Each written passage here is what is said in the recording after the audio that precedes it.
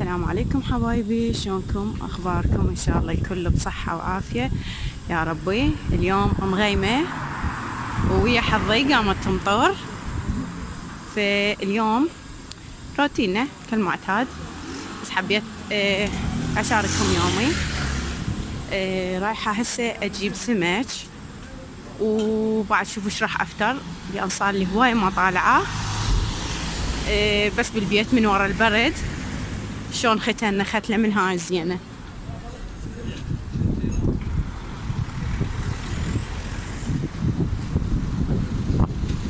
بس هوا بارد يقص قص، كلش باردة. بس هم عندهم عادي يعني، برد ما يديرون بال يعني، تعودوا. والله هاي الساعات كلش حلو، خل اراويكم اياهن. شوفوا البنات، يعني فعلا رجالي ونسائي هذا يمكن، اعتقد يعني.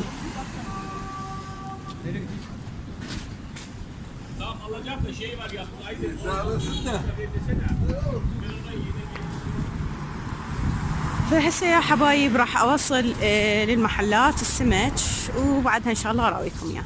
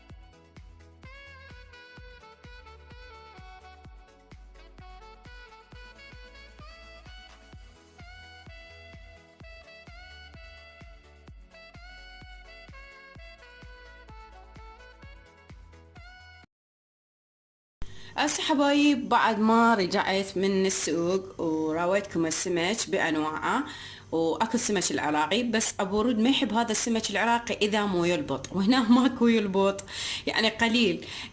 بس انا ذاك السبت شفت اكو سمك حي، وعادي يعني كيلوات يبيعوه. بس اني كنت مستعجلة فما اشتريت، فقلت ان شاء الله الاسبوع الجاي راح اجيب سمك عراقي. هذا سمك تركي نوعية كل زينة. طبعا ام صهيب جابت من عنده، وقالت ام ورود طعمه كلش طيب، انصحكم تجيبون من عنده. فاني يعني سمعت بكلامها وجبت من عنده هاي النوعية. هسه اراويكم اياها، خلي اطلعها من الثلاجة ثانية، لان هو فتح لي اياها. هما ما ينظفوها كلش، شلون تقولون احنا ننظفها بعدين بالبيت. هاي النوعية بنات شوفوا. هاي طبعا جبت 3 لان 2 راح بس ملح، والثالثة راح اخلي لها شلون تقولون صلصة، لان ابو رود ما يحب الصلصة بس يحبها بملح، واولادي هم نفس الحالة. فقلت وحدة راح اسويها صلصة بيها، وراح اشوف يجوز ياكلون من عندها الله اعلم. فهسه راح انظفهم، وتابعوا فيديو للنهاية.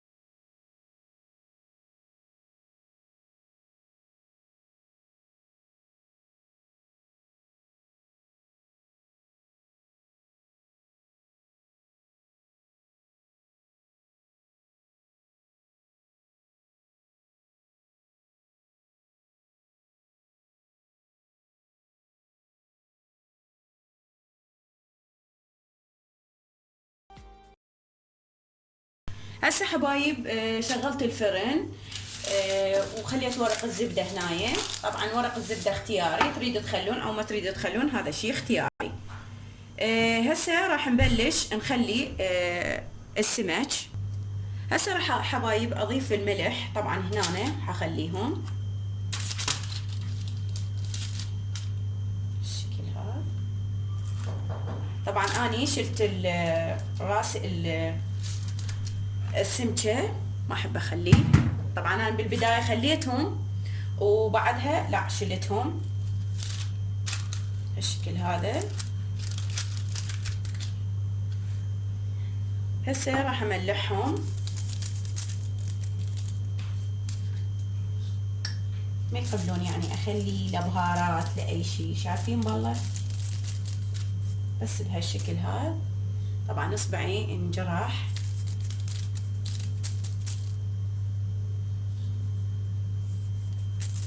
وهسه انا مشغله الفرن،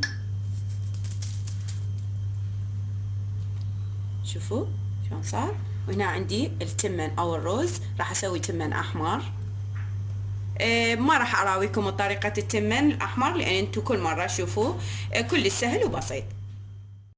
هسه حبايب بعد ما ستوتهم يعني بس هيجي اخذوا شقار كلش خفيف. هسه واحده مثل ما قلت لكم راح اسويها بالصلصه. طبعا ذول الاثنين ما راح اخلي لهم صلصه. الصلصه خليت هنا كاتشب، وخليت دبس الرمان، وخليت فلفل حار، صلصة الفلفل الحار، وخليت فلفل أسود، وملعقة صغيرة لمن دوزي. هسه راح أدهنها بالوجه.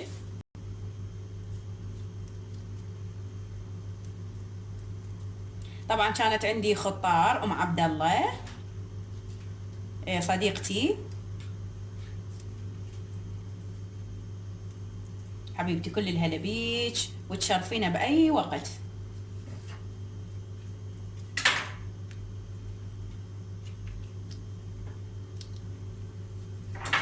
شوفوا حبايب شلون صارت، شكلها كلش حلو. طبعا ما راح اسوي ذولاك لان ما يقبلون، يحبون الصلصة، فاني هاي راح اخليها. هسه راح اخليهم بالفرن، وبعدها ان شاء الله راح اسوي التمن الاحمر. وهسه يا حبايب بعد ما كمل عندي السمش، طبعا لا تباوعون علي تقول هسه مورود حرقتها، بس هاي الصلصه لان عفتها شويه تركتها مثل ما قلت لكم، كان عندي خطار. وصار التمن عندنا بهالشكل هذا، والروبه اكيد، والخضرات والليمون، وسهمكم العافيه. هسه حبايب راح ننتقل، راح اسوي كيكايه للتعليل على السريع، فحبيت اراويكم المقادير البسيطه والسهله، وياها صلصه الكاكاو او صوص الكاكاو. هسه حبايبي راح نبلش بالكيكايه. عندي هنا 4 بيض، وعندي كوب من الزيت، وعندي كوب من الشكر، طبعا الحليب نسيته بس راح اضيفه، وعندي كوبين من الطحين. على كل كوب راح اخلي ظرف فانيليا، ظرف بيكنج باودر العفو. ظرف الفانيليا خليته ويا البيض ويا الشكر، راح اخلطهم لحد ما يصير عندي على شكل بياض. راح اخلطهم على السريع حتى راح اضيف عندي الزيت، ضفته راح اخلطه، وبعد راح اضيف عندي الطحين، راح اقسمه الى نصين، وبعدها راح اضيف نص الحليب، نص الحليب الثاني بعد ما اخلص كل الخليط عندي الطحين، وراح اضيف البيكنج باودر، اخلط واخلي بيكنج باودر، اخلط واخلي بيكنج باودر لحد ما يصير عندي الخليط كامل. وهسه حبايب بعد ما طلعتها من الفرن الكيكايه، طبعا ما اخذت من عندي ربع ساعه، ما شاء الله بسرعه استوت عندي وصارت بهالشكل هذا. شوفوا حتى كلش يعني هشه. وهسه راح نسوي طريقه الصوص. هسه حبايب طبعا راح اخلي هنا كوب حليب خليت، وملعقتين من الشكر، وعندي هنا البودينج بالكاكاو، هو هذا انا اللي استخدمه. راح اخلي 3 ملاعق، او راح اخلي نص التشيز. هو ترى هم بيه شكر بنات، شوفوا شكر بيه.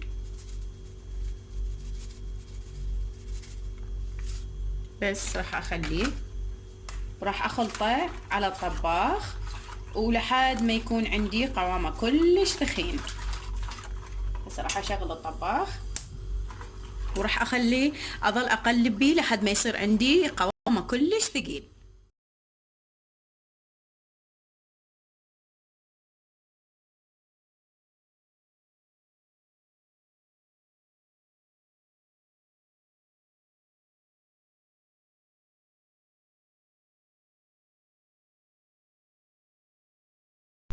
هسه يا حبايب بعد ما بردت عندي الكيكاية تماما، لأن تدرون صوص الكاكاو لازم نبرده ونخليه برا، تدرون احنا جونا كلش بارد.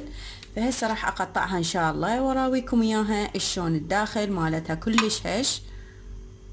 طبعا اني مرات اسوي الكيكاية بدون مقادير، بس قدامكم قلت لازم اسويها مقادير، لان ما حاجة اسويها مقادير، يعني عينك ميزانك. دائما اني هاي عندي المقادير. شوفوا انا تشعيلاتها، شوفوا شلون صارت، شكلها كلش حلو وهش بنفس الوقت.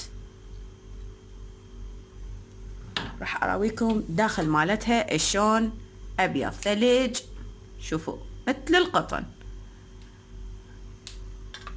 طبعا اني دائما اسويها الكيكايه، ودائما صديقات ورود يشوفوها و طبعا ياخذون يقولوا لها دائما امك شو بعد ما سوي لنا كيك. فاني شو اسوي؟ اخذ وراسا ادزلهم للبنات، لان انا كلش احبهم حبابات، ودائما يعني تاخذ ورود وياها قطع كيك. فهسه حبايب اتمنى يا ربي وصلت لكم الفكره واستمتعتوا ويانا بالفيديو، ولا تنسوني لايك واشتراك ودعم للقناه. مع الف سلامه حبايب قلبي.